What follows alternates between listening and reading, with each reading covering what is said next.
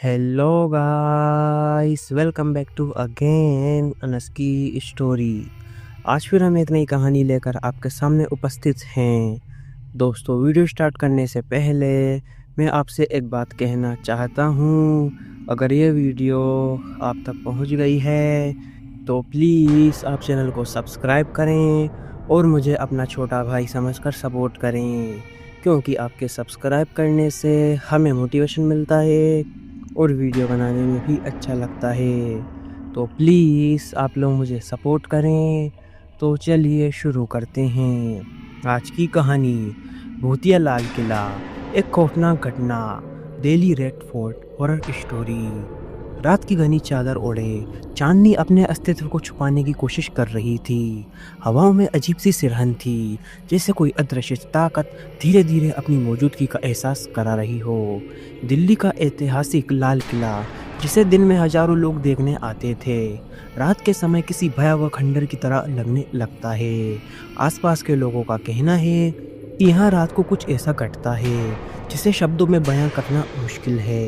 एक पुरानी किंवदंती के अनुसार लाल किले में एक रहस्यमयी आत्मा रहती है, जो उन लोगों को अपनी गिरफ्त में ले लेती है जो उसकी सीमा में प्रवेश करते हैं। कई सालों पहले इस किले में एक वीर योद्धा की निर्मम हत्या कर दी गई थी। मरने से पहले उसने कसम खाई थी कि वह तब तक चैन से नहीं रहेगा जब तक वह अपने हत्यारों से बदला नहीं ले लेता। किंतु उसकी मृत्यु के बाद भी उसकी आत्मा उस किले में भटकती रही। अब यह आत्मा किसी भी अनजान व्यक्ति को अपने शिकंजे में लेने के लिए बेताब रहती है। रात के 2 बजे 4 दोस्त रवि, अमित, सोनू और विशाल दिल्ली घूमने आए थे। उन्होंने सुना था कि लाल किले के आसपास रात में अजीबोगरीब घटनाएं होती हैं। उनकी जिज्ञासा इतनी बढ़ गई कि उन्होंने तय किया कि वे किले के अंदर जाकर सच का पता लगाएंगे। जब वे किले की दीवारों के पास पहुंचे तो चारों के शरीर में अचानक एक अजीब सी ठंडक दौड़ गई। हवा में कुछ फुसफुसाहट सुनाई दी, मानो कोई उनका नाम लेकर बुला रहा हो। विशाल ने हंसते हुए कहा, अरे ये सब मन का वहम है, चलो अंदर चलते हैं। लेकिन जैसे ही उन्होंने पहला कदम बढ़ाया, दरवाजे पर जोरदार धमाका हुआ। चारों ने डर कर एक दूसरे को देखा, लेकिन हिम्मत जुटाकर अंदर चले गए। जैसे जैसे वे आगे बढ़ते गए, उन्हें महसूस हुआ कि कोई उनके पीछे चल रहा है। लेकिन जब वे मुड़े तो वहाँ पर कोई भी नहीं था। अचानक एक पुरानी जंजीर खुद ब खुद हिलने लगी। अमित ने मोबाइल की टॉर्च चलाकर इधर उधर देखा, लेकिन रोशनी पड़ते ही उनकी आंखें फटी की फटी रह गई। सामने एक धुंधली परछाई दीवार पर उभर रही थी।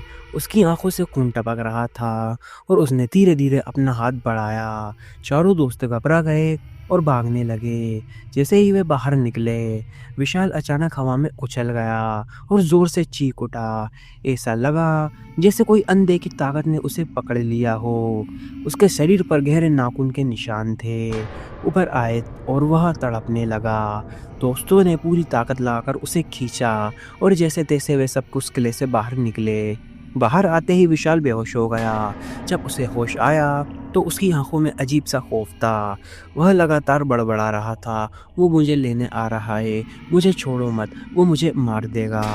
इस घटना के बाद विशाल कभी भी नॉर्मल नहीं हो पाया। उसकी मेंटल हेल्थ बिगड़ गई और कुछ ही महीनों में उसकी रहस्यमयी तरीकों से मौत हो गई।